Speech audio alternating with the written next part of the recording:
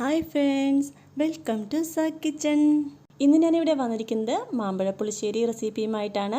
അപ്പോൾ വീഡിയോയിലേക്ക് പോകുന്നതിന് മുന്നേ എൻ്റെ ചാനൽ സബ്സ്ക്രൈബ് ചെയ്യാത്തവരുണ്ടെങ്കിൽ ഒന്ന് സബ്സ്ക്രൈബ് ചെയ്ത് സപ്പോർട്ട് ചെയ്തേക്കണേ. പിന്നെ വീഡിയോ ഇഷ്ടമായാലും എല്ലാവരും ഒന്ന് ലൈക്കും ചെയ്തേക്കണേ.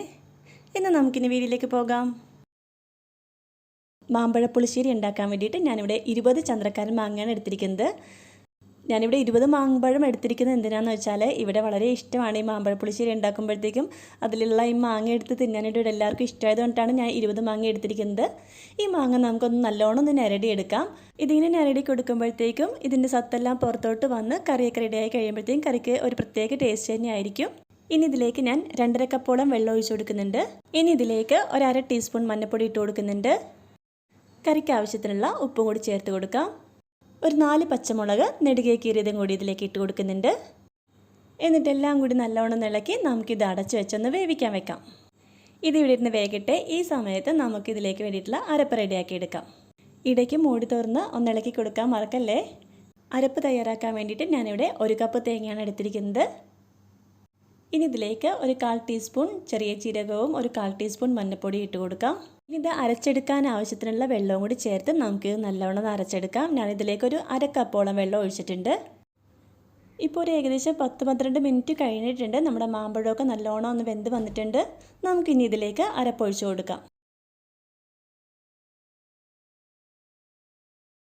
അരപ്പ് ചേർത്തതിന് ശേഷം നമുക്കിതെല്ലാം കൂടി ഒന്ന് നല്ലോണം ഒന്ന് മിക്സ് ചെയ്ത് കൊടുക്കാം. ഇതൊരു 2-3 മിനിറ്റ് ലോ ഫ്ലെയിമിലിട്ട് തുറന്ന് വെച്ച് തന്നെ നമുക്കിതൊന്ന് കുക്ക് ചെയ്തെടുക്കാം. ഇതിൻ്റെ പച്ചമണമൊക്കെ ഒന്ന് മാറി വരട്ടെ. ഇതിൻ്റെ പച്ചമണം മാറിയതിന് ശേഷം നമുക്ക് സ്റ്റൗ ഓഫ് ചെയ്ത് കൊടുക്കാം. എന്നിട്ട് ഇതിൻ്റെ ചൂടൊന്ന് ആറാൻ വെക്കാം. ചൂടാറിയതിന് ശേഷം നമുക്ക് ഇതിലേക്ക് തൈര് ചേർത്ത് കൊടുക്കാം.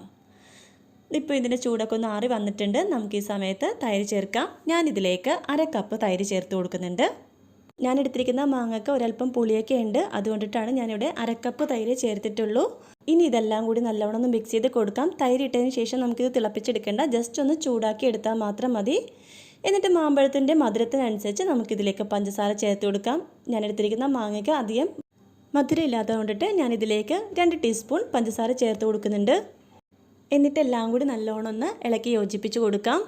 മധുരവും പുളിയൊക്കെ ചേർന്നതാണ് നമ്മുടെ ഈ മാമ്പഴ പുളിശ്ശേരി.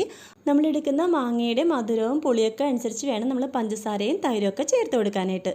ഇനി നമുക്കിതിലേക്കൊന്ന് താളിച്ച് ചേർക്കാനുണ്ട്. അതിന് വേണ്ടിയിട്ട് ഞാനിവിടെ ഒരു പാത്രം വെച്ചിട്ട് അതിലേക്ക് 1.5 ടേബിൾ സ്പൂൺ വെളിച്ചെണ്ണ ഒഴിച്ച് കൊടുത്തിട്ടുണ്ട്. എണ്ണ ചൂടായതിന് ശേഷം അതിലേക്ക് ഒരു നുള്ളു ഉലുവ ചേർത്ത് കൊടുക്കുന്നുണ്ട്. ഇനി ഇതിലേക്ക് 1/2 ടീസ്പൂൺ കടുക് കൂടി ചേർത്ത് കൊടുക്കുന്നുണ്ട്. കടുകെല്ലാം പൊട്ടിത്തീർന്നതിന് ശേഷം നമുക്കിതിലേക്ക് 3 വറ്റൽമുളക് ഇട്ട് കൊടുക്കാം. ഇനി ഇതിലേക്ക് കുറച്ച് കറിവേപ്പിലയും കൂടി ചേർത്ത് കൊടുക്കാം. എല്ലാം കൂടി നല്ലോണം ഇളക്കി കൊടുത്തതിന് ശേഷം നമുക്ക് സ്റ്റൗ ഓഫ് ചെയ്ത് കൊടുക്കാം. എന്നിട്ട് ഈ സമയത്ത് നമുക്ക് 1/2 ടീസ്പൂൺ മുളക് പൊടി ചേർത്ത് കൊടുക്കാം. എന്നിട്ട് ജസ്റ്റ് ഒന്ന് ഇളക്കി കൊടുത്തതിന് ശേഷം നമുക്കിത് കറിയിലേക്ക് ഒഴിച്ചു കൊടുക്കാം. ഒന്നുമില്ലെങ്കിൽ ഈ സമയത്ത് ഇപ്പോൾ താളിക്കുന്ന സമയത്ത് മുളക് പൊടി ചേർത്ത് കൊടുക്കാം. അല്ലാന്നുണ്ടെങ്കിൽ മാങ്ങ വേവിക്കുന്ന സമയത്ത് നിങ്ങൾക്ക് മുളക് പൊടി ചേർത്ത് കൊടുക്കാം.